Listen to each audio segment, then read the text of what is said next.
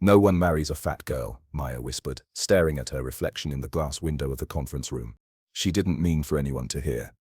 The charity gala planning meeting had just ended, and most volunteers had left. Maya stood alone, or so she thought, smoothing down her dress that never seemed to fit quite right. Is that what you really believe? Maya's heart jumped. She spun around to find Daniel Chen still sitting at the far end of the table, his laptop open but his attention fully on her. He was the CEO everyone talked about. Young, successful, and always professional. She'd been volunteering for his company's annual charity event for 3 months now, but they'd barely spoken beyond meeting logistics. I didn't know anyone was still here, Maya stammered, her cheeks burning. Daniel closed his laptop and stood up, walking toward her with measured steps. You didn't answer my question. Before we continue, let us know in the comments where you're watching from, and don't forget to like, share, and subscribe to the Life Frames. Maya crossed her arms defensively. It doesn't matter what I believe, it's what everyone else thinks. Everyone? Daniel stopped a few feet away from her. That's a lot of people to speak for. You don't understand, Maya said, her voice cracking slightly. You don't know what it's like. Daniel pulled out a chair and sat down, gesturing for her to do the same. Then help me understand. Maya hesitated. This wasn't a conversation she wanted to have with anyone, let alone her temporary boss, but something in his eyes, genuine curiosity without pity, made her sit. My sister's getting married next month, Maya began, fiddling with her fingers. She's beautiful, thin, perfect. Today my aunt said I should be happy for her because finding love isn't for everyone. She looked right at me when she said it. And you believed her, Daniel said quietly. Why wouldn't I? Maya's laugh was bitter. I'm 28. I've been on 12 first dates in 2 years. Not one second date. The last guy I met online seemed interested until we met in person. He suddenly remembered an emergency and left 10 minutes in. Daniel leaned back in his chair, his expression unreadable. Did it ever occur to you that those men were the problem, not you? Maya met his gaze, searching for mockery or politeness, but found neither. What she saw there made her breath catch, something raw and honest that she couldn't quite name. That's easy for you to say, Maya replied, breaking eye contact. You've probably never been rejected because of how you look. Daniel was quiet for a moment. I was engaged once. 3 years ago. Maya looked up, surprised. Daniel never talked about his personal life at work. Everyone knew he was single, but no one knew why.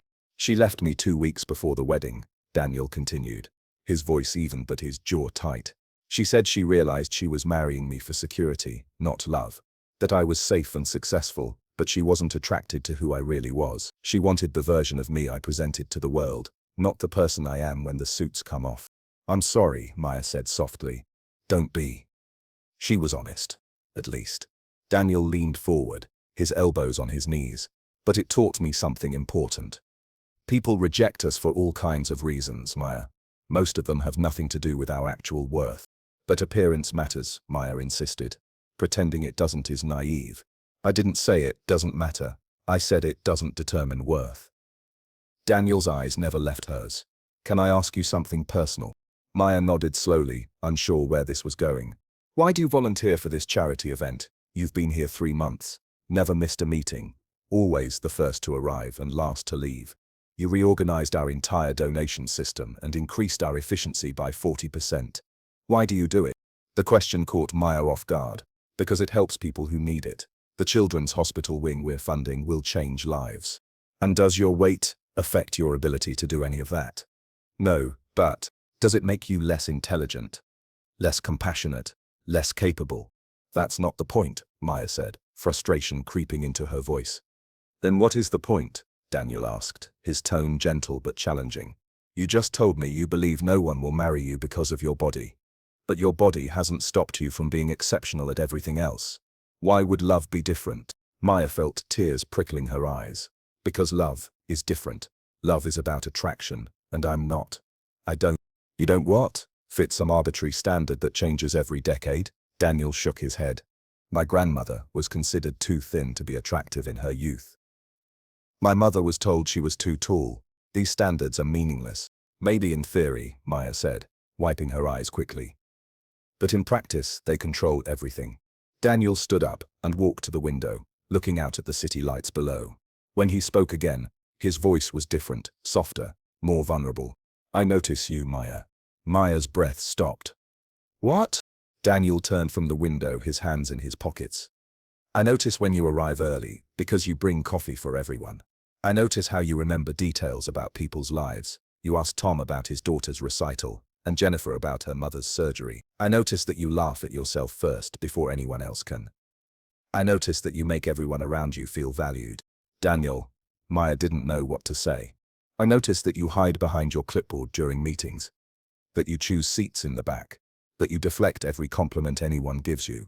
He walked back toward her slowly. And I notice that you believe you're invisible, when you're actually the most visible person in every room you enter.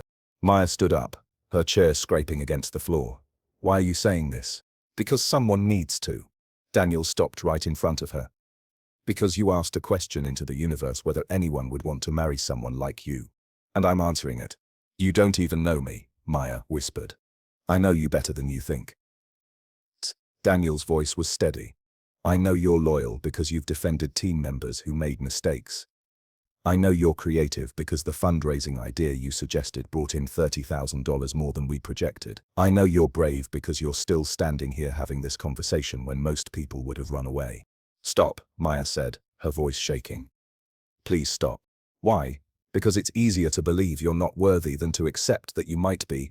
The words hit Maya like a physical blow. She grabbed her bag from the chair. I need to leave. Maya, wait. But she was already walking toward the door, her vision blurred with tears. Daniel's voice followed her. For what it's worth, I think any man who can't see your value is blind. And the question isn't whether someone will marry you, it's whether you'll let them close enough to try. Maya paused at the door, her hand on the handle. She didn't turn around. Why do you care? The silence stretched between them. Then Daniel spoke, his words quiet but clear. Because I've spent 3 months trying to figure out how to ask you to dinner without making you uncomfortable. Because every Tuesday when you volunteer, I find excuses to stay late. Because when you said those words about yourself, it felt like someone stabbed me in the chest. Maya turned around slowly, her eyes wide. Daniel stood in the middle of the conference room, completely exposed, his professional mask finally dropped. You're lying, she breathed. I've never been more honest in my life. Maya searched Daniel's face for any sign of deception, but found only raw honesty. Her mind raced, trying to process what he'd just said. This is cruel, she finally said, her voice breaking. If this is some kind of pity, does this look like pity to you? Daniel's composure cracked, frustration flashing across his features. I just admitted something I've kept hidden for 3 months. I've sat through meetings barely hearing a word, because I was too focused on the way you explain things with your hands. I've memorized your schedule. I know you take your coffee with 2 sugars and cream. I know you hate elevators and take the stairs to the 5th floor. This isn't pity, Maya. This is terrifying. Maya shook her head, backing toward the door. You could have anyone. Models, executives, people who look like they belong in your world. What world is that exactly? Daniel interrupted, his voice sharp. The one where everyone wears the right clothes and says the right things and looks perfect in photographs. I've lived in that world, Maya. It's hollow. Every relationship I've had was with someone who wanted the image, not the person. You want to know why I'm single? Because I got tired of being treated like a trophy. That's not the same, Maya argued. Isn't it? Daniel moved closer. You think you're the only one who gets judged on appearance. You think people see me as a person first, or as a bank account and a title. At least when people dismiss you, they're showing you who they really are. I have to wait months to find out if someone actually cares about me. The rawness in his voice made Maya pause. She'd never considered it from that angle. That day, 3 months ago, Daniel continued, when you first walked into the volunteer meeting, you tripped on the doorframe. You laughed and said, Grace is my middle name. Everyone else laughed with you, and you made that awkward moment into something light. I thought, there's someone who doesn't take herself too seriously. Then you started talking about the charity event, and your whole face changed. You were passionate, educated, speaking from real knowledge about how to help, and I thought, I need to know this person, Daniel. But then I noticed how you diminished yourself, he said quietly. How you'd share a brilliant idea and follow it with but maybe that's stupid. How you'd volunteer for extra work but refuse recognition. How you stood apart from the group like you didn't deserve to be included. And it made me angry, Maya, because someone taught you to think so little of yourself. Tears streamed down Maya's face now. You don't understand what it's like. The comments, the looks, The way people assume things about you. My own mother tells me I'd be pretty yet. I just lost weight. Strangers feel entitled to comment on what I eat. Do you know what it's like to exist in a body that everyone thinks they have the right to have an opinion about? No, Daniel admitted. I don't, but I know what it's like to be lonely in a crowded room. I know what it's like to wonder if anyone would care if you disappeared. I know what it's like to build walls so high that no one can hurt you, but no one can reach you either. Maya wiped her face with shaking hands. This is insane. You're my boss. Temporary boss, Daniel corrected. The charity event ends in 3 weeks. After that, there's no professional conflict. You've thought about this, Maya realized. I've thought about nothing else. Maya sank back into the chair, her legs suddenly weak.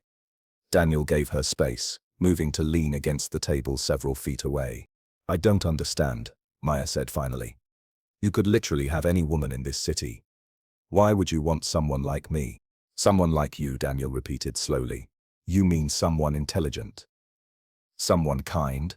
Someone who makes me laugh? Someone who challenges me without even trying?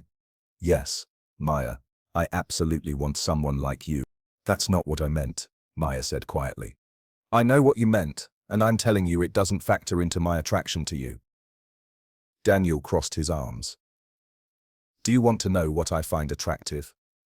The way your eyes light up when you talk about helping people. The way you bite your lip when you're concentrating. The way you tilt your head when you're really listening to someone. The way you make everyone feel important, even the intern who spills coffee. That's what I see when I look at you. But physical attraction, I am physically attracted to you, Daniel stated bluntly, his ears turning slightly red. That's not the issue. The issue is that you can't believe someone could be. Maya stared at him, stunned by his directness. You want honesty? Daniel pushed off from the table. Fine. When you wear that blue sweater, I can barely concentrate. When you pulled your hair up last week because it was hot, I forgot what I was saying mid-sentence. When you laugh, really laugh, not that polite one you do in meetings. It's the best sound I've ever heard. I notice everything about you, Maya, and I'm attracted to all of it. Stop, Maya said weakly, but her heart was pounding. Why? Because it contradicts the story you tell yourself. Daniel's voice softened. I'm not asking you to marry me, Maya. I'm asking you to have dinner with me. One meal. If you don't feel anything, if you think I'm wrong about this connection I feel, then we shake hands and move on. But if there's even a chance I'm right, don't you owe it to yourself to find out? Maya's mind spun. Everything she'd believed about herself, about how the world saw her, was being challenged. Part of her wanted to run, to protect herself from inevitable disappointment. But another part, the part she buried long ago, whispered that maybe he was telling the truth. I'm scared, she admitted. Of what? Of believing you and being wrong. Of letting my guard down and getting hurt. She paused, then whispered, of not being enough. Daniel moved closer, crouching down so they were eye level. Can I tell you what I'm scared of? I'm scared you'll say no, because you think you're not worthy, and I'll spend the rest of my life wondering what could have been. I'm scared that you'll walk out that door believing the lies people have told you about your value. I'm scared that my honesty came too late and you're too hurt to risk trying. What if it doesn't work? Maya asked, her voice small. What if it does? The question hung between them. Maya looked into Daniel's eyes and saw something she'd never seen directed at her before. Genuine hope mixed with vulnerability. He was as scared as she was. One dinner, she heard herself say. Daniel's face transformed, a smile breaking across it that made him look younger, more open. One dinner. But not somewhere fancy, Maya added quickly. Somewhere normal, somewhere I won't feel like everyone's staring. Deal. There's a small Italian place near the harbor, family-owned, quiet, amazing pasta. Saturday? Maya nodded, not trusting her voice. Daniel stood, offering his hand to help her up. When she took it, the warmth of his palm against hers sent electricity up her arm. Thank you, he said quietly, for taking a chance. The next 3 days were torture for Maya.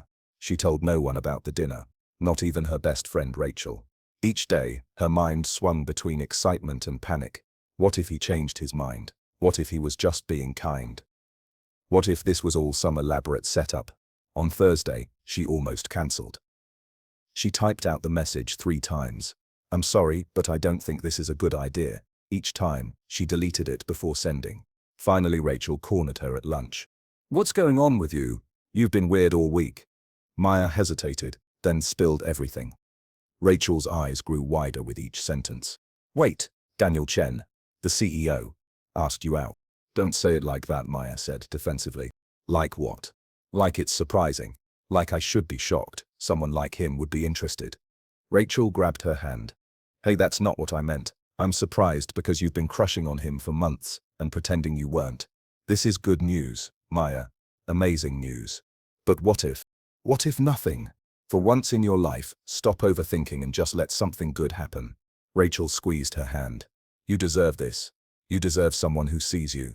Saturday arrived too quickly. Maya changed outfits 5 times before settling on a simple green dress that made her feel pretty without trying too hard. She almost cancelled twice more before finally leaving her apartment. The Italian restaurant was exactly as Daniel described. Small, warm, with checkered tablecloths and candles on every table. Daniel was already there, wearing jeans and a casual button-down instead of his usual suit. He looked nervous, which somehow made Maya feel better. You came, he said, standing up. You sound surprised. Honestly, a little. I thought you might bolt. His smile was sheepish. I almost called you 6 times to make sure you were still coming. They sat, and the initial awkwardness melted as they talked. Not about work, not about the charity event, but about real things. Daniel told her about growing up with parents who expected perfection, about the harass that came with success, about feeling like he was always performing. Maya opened up about her family, about being the disappointment compared to her thin, successful siblings, about the constant comments and suggestions disguised as concern. Daniel listened without interrupting, his expression growing darker with each story. Your family doesn't deserve you, he said finally. They love me. They just want what's best for me. Do they? Because it sounds like they want you to be someone else. The truth of that statement hit Maya hard. She'd never articulated it that way, but he was right. Her family loved an imaginary version of her, the thin one, the successful one, the one who didn't embarrass them. How do you do that? Maya asked. See things so clearly? Distance, maybe. It's easier to see other people's situations objectively. Daniel reached across the table, his hand stopping just short of hers. Can I ask you something? Maya nodded. When you look in the mirror, what do you see? Maya looked down. Honestly, failure, someone who can't get it right. Someone who's always a little bit less than everyone else. That's not what I see at all. What do you see? Daniel's hand finally closed over hers. I see someone brave enough to be kind in a cruel world. Someone smart enough to solve complex problems, but humble enough to listen to others. Someone beautiful, yes. Beautiful who doesn't even know it, which somehow makes you more attractive. I see someone I want to know better. Someone I want to keep talking to until the restaurant closes and they kick us out. They did talk until closing. The restaurant staff gave them gentle hints, then direct ones before Daniel finally noticed the time. 3 hours had passed like minutes. Outside, the night air was cool. They walked slowly toward the harbor, neither wanting the evening to end. Can I confess something?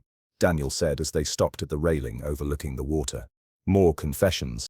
I've been terrified all week. Terrified you wouldn't show up. Terrified I'd say the wrong thing.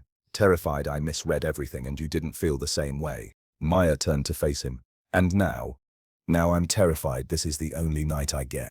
The vulnerability in his voice broke something open in Maya's chest. All week, she'd been so focused on her own fears that she hadn't considered his. He was risking something too, his pride, his feelings, the carefully controlled image he showed the world. I felt it too, Maya said quietly. That day in the conference room, I felt it at every meeting. I just didn't believe it could be real. Why not? Because I've spent my whole life being told I'm not enough, that I need to be smaller, quieter, different, and she gestured at him, helplessly. You're you. Successful and handsome and together. It doesn't make sense. Maya, look at me. Daniel waited until she met his eyes. What if I told you that every standard you're measuring yourself against is arbitrary? That beauty standards have changed dramatically across cultures and centuries? That what you think disqualifies you is actually just one more way society tries to control women? That sounds nice in theory. It's not theory, it's fact. Daniel's voice grew passionate. In the 1600s, your body type would have been the ideal. In many cultures today, it still is. These standards you're judging yourself by, they're made up by industries that profit from your insecurity: fashion, diet, beauty. All of them need you to feel inadequate to survive. But people still judge. Yes, and people also judge me for being too focused on work, too serious, too controlled. People judge everyone for everything. The question is, whose opinion matters to you? Maya thought about her aunt's comment at the wedding planning, about the dates who'd rejected her, about every snide remark from strangers. Then she thought about Rachel, who'd been her friend for 10 years regardless. About the children at the hospital who hugged her and drew her pictures. About Daniel, standing before her with complete honesty. I want it to be my own opinion that matters, she said. But I don't know how to stop hearing everyone else's voices. Start with one voice, Daniel suggested. Mine. I'm telling you that you're exactly enough. Not too much, not too little, exactly right. Can you hear that? Tears welled in Maya's eyes. I'm trying. Try this too. You're beautiful. Not you'd be beautiful if or you'd be beautiful when. You're beautiful right now, exactly as you are. Your body is just the house your amazing spirit lives in. And yeah, I find the house attractive too. But what makes you irresistible is what's inside it. How are you real? Maya whispered. Daniel laughed softly. I'm just a guy who knows what he wants. And what I want is standing right in front of me, if she'll have me. This isn't just one dinner anymore, is it? Not for me. Is it for you? Maya took a breath. Feeling like she was standing on the edge of a cliff. She could step back to safety, to the familiar pain of believing she wasn't worthy. Or she could jump, trusting that maybe, just maybe, he'd catch her. No, she said. Not just one dinner. Daniel's smile was sunrise breaking over water. Thank God, because I really want to kiss you right now. And it would be awkward if this was our only date. Maya laughed, the sound surprised out of her. Then kiss me. He did, gentle and sure, his hands cradling her face like she was precious. When they pulled apart, Maya was crying and smiling simultaneously. I'm still scared, she admitted. Me too, Daniel said. But maybe we can be scared together. They walked back to Maya's car, hand in hand. Before she left, Daniel pulled her close. Remember what you said in that conference room? No one marries a fat girl. Maya winced. I remember. You were wrong. Someone will marry you if you let them. Not despite who you are, but because of who you are. Every single part of you. Daniel. I'm not proposing, he said quickly, laughing.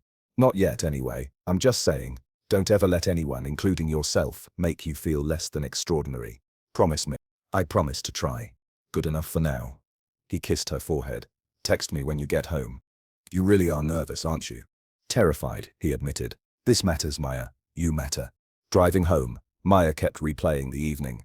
For the first time in years, she looked in her rearview mirror and didn't immediately catalogue her flaws. Instead, she saw a woman who'd taken her ice. A woman who was brave enough to be vulnerable. A woman who maybe was starting to see what Daniel saw. Her phone buzzed at a red light. A text from Daniel. Already missing you. Same time next week, and the week after, and possibly every week until we're old and grey. Maya smiled, her heart feeling too big for her chest. She typed back, it's a date. All of them. Because maybe, just maybe, true beauty really wasn't about appearance. Maybe it was about finding someone who saw your heart first and loved what they found there. Maybe it was about being brave enough to believe you used that love. And maybe, just maybe, fairy tales could happen to regular people after all. Not because of magic, but because someone finally chose to see the truth instead of the lies society told. Maya wasn't naive enough to think all her insecurities would vanish overnight. But as she parked outside her apartment, she felt something shift inside her, a crack in the armor of self-doubt. And through that crack, light was beginning to shine. She looked up at the stars and whispered to herself, someone will marry me, because I'm worth marrying. For the first time in her life, she almost believed it.